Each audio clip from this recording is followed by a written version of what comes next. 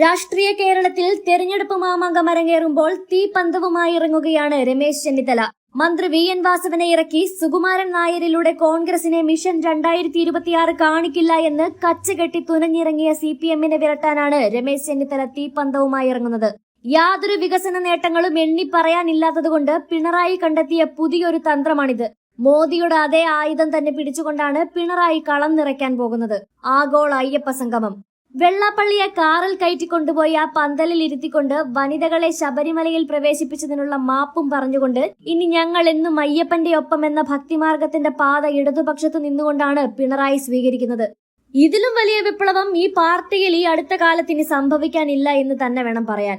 അവിടേക്കാണ് സുകുമാരൻ നായരുടെ അന്തപുരത്തിലേക്ക് സാക്ഷാൽ ദേവസ്വം മന്ത്രിയായ വി എൻ വാസവനെ വിട്ടുകൊണ്ട് അയ്യപ്പ സംഗമത്തിന്റെ ഭാഗമാക്കിയിരിക്കുന്നത്.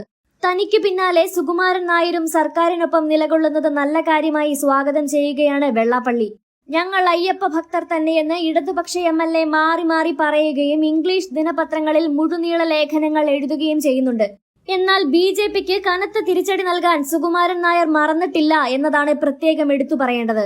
ഞങ്ങളെ പറഞ്ഞു പറ്റിച്ചില്ലേ, കേന്ദ്രം ഭരിച്ചിട്ടുകൂടി സ്ത്രീ പ്രവേശന വിഷയത്തിൽ ഒരു അനുകൂല നിലപാട് എന്തുകൊണ്ട് മോദിയും കൂട്ടരും എടുത്തിട്ടില്ല എന്ന ചോദ്യം വലിയ ഭക്തനായ സുരേഷ് ഗോപിയോട് ചോദിക്കാൻ യാതൊരു മടിയും സുകുമാരൻ നായർക്കില്ല.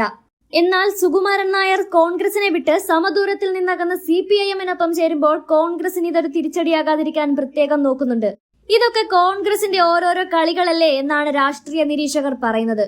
പണ്ടുതൊട്ടേ ചെന്നിത്തലയുമായി വലിയ ബന്ധം പുലർത്തുന്ന NSS ഒരിക്കൽ താക്കോൽ സ്ഥാനങ്ങൾ തങ്ങൾക്ക് വേണമെന്ന് കൃത്യമായി പറയുകയും അത് പുലർത്തിയെടുക്കുകയും ചെയ്തതാണ്.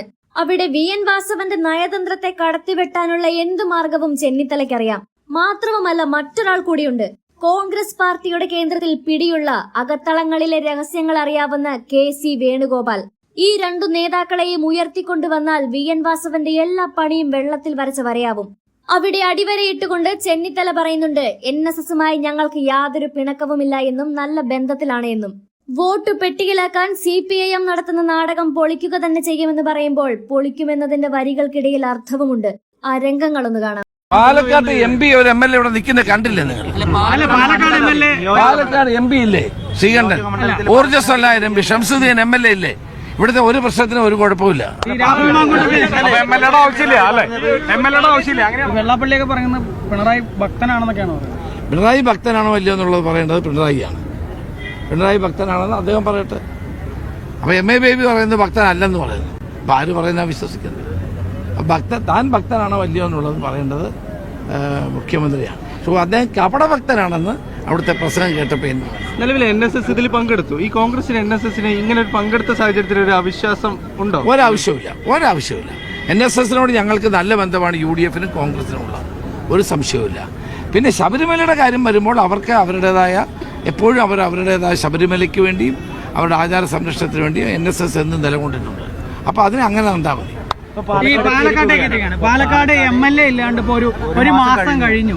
അപ്പോ കോൺഗ്രസിനെ സംബന്ധിച്ചിടത്തോളം അതിലൊരു ബാധ്യത ഇല്ലേ എന്നുള്ള. പാലക്കാട് MP ഒരു MLA ഇവിടെ നിൽക്കുന്നത് കണ്ടില്ലേ നിങ്ങൾ?